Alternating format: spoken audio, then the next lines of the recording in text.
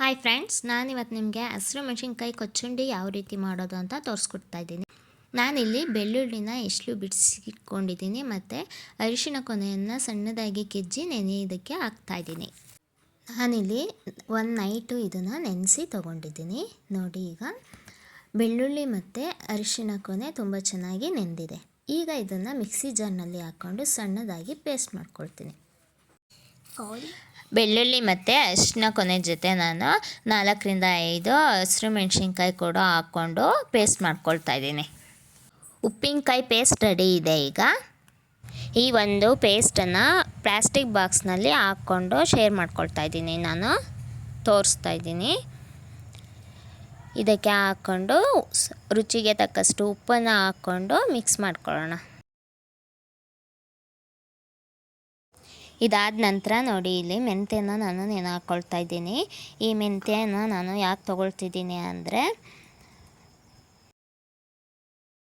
ಈ ಮೆಂತ್ಯನ ಹಾಕ್ಕೊಂಡ್ರೆ ದೇಹಕ್ಕೆ ತಂಪು ಅಂದ್ಬಿಟ್ಟು ನಾನು ಮೆಂತ್ಯನ ಯೂಸ್ ಮಾಡ್ಕೊಳ್ತಾ ಇದ್ದೀನಿ.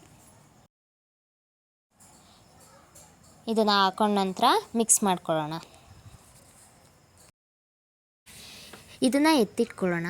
ಈಗ ನೋಡಿ, ಇಲ್ಲಿ 3-4 ನಿಂಬೆಹಣ್ಣನ್ನು ತೊಗೊಂಡಿದ್ದೀನಿ. ಈ ನಿಂಬೆಹಣ್ಣನ್ನು ನಾನು ಸಣ್ಣದಾಗಿ ಹೆಚ್ಕೊಳ್ತಾ ಇದ್ದೀನಿ.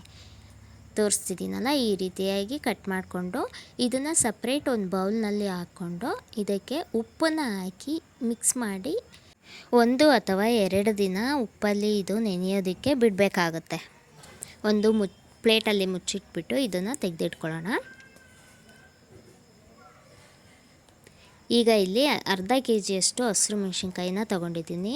ಈ ಹಸಿರು ಮೆಣಸಿನ್ಕಾಯಿನ ವಾಶ್ ಮಾಡಿ ನೀರಿನ ಅಂಶ ಇಲ್ಲದಾಗೆ ನಾನು ಡ್ರೈ ಮಾಡಿಕೊಡ್ಕೊಂಡಿದ್ದೀನಿ.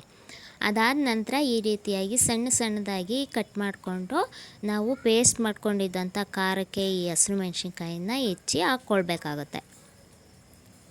ತೋರಿಸ್ತಿದ್ದೀನಿ ಅಲ್ಲ, ಈ ರೀತಿಯಾಗಿ ಸಣ್ಣದಾಗಿ ಕಟ್ ಮಾಡಿಕೊಂಡು ಆ ಒಂದು ಮಿಶ್ರಣದರೊಳಗೆ ಇದನ್ನು ಹಾಕ್ಕೊಳ್ಬೇಕು. ನೋಡಿ, ಎಲ್ಲ ಹಸಿರು ಮೆಣಸಿನ್ಕಾಯಿನ ಕಟ್ ಮಾಡಿ ಹಾಕ್ಕೊಂಡು ಮಿಕ್ಸ್ ಮಾಡ್ಕೊಂಡಿದ್ದೀನಿ. ಇದನ್ನು ನಾವು 4-5 ದಿನ ಚೆನ್ನಾಗಿ ನೆನೆಯೋದಕ್ಕೆ ಬಿಡಬೇಕು. ಇಲ್ಲಿ ನೋಡಿ, 2 ದಿನ ಆದಮೇಲೆ ನಾನು ಈ ನಿಂಬೆಹಣ್ಣನ್ನು ಕೂಡ ಆ ಮಿಶ್ರಣದಲ್ಲಿ ಹಾಕಿ ಮಿಕ್ಸ್ ಮಾಡ್ಕೊಳ್ತೀನಿ. ಇದೆರಡನ್ನು ಚೆನ್ನಾಗಿ ಮಿಕ್ಸ್ ಮಾಡಿ 4-5 ದಿನ ಎಲ್ಲ ಚೆನ್ನಾಗಿ ನೆನೆಯೋ ಹಾಗೆ ಬಿಟ್ಕೊಳ್ಬೇಕು. ನೋಡಿ, ಎಲ್ಲ ಮಿಕ್ಸ್ ಮಾಡಿದ್ದೀನಿ. ಈಗ ನೆನೆಯೋದಕ್ಕೆ ಬಿಡ್ತೀನಿ. ಈ ಉಪ್ಪಿನಕಾಯಿ ಟೇಸ್ಟು ತುಂಬ ಚೆನ್ನಾಗಿರುತ್ತೆ ಫ್ರೆಂಡ್ಸ್. ಕೊಚ್ಚುಂಡಿ ತುಂಬ ಅಂದರೆ ತುಂಬಾ ಚೆನ್ನಾಗಿರುತ್ತೆ. ನೀವು ಕೂಡ ಟ್ರೈ ಮಾಡಿ. ಈಗ ನೋಡಿ, ತೋರಿಸ್ತಿದ್ದೀನಿ. ಇದೆಲ್ಲ ತುಂಬ ಚೆನ್ನಾಗಿ ನೆಂದಿದೆ. 4-5 ದಿನ ಆದಮೇಲೆ ತೋರಿಸ್ತಾ ಇದ್ದೀನಿ ನಾನು.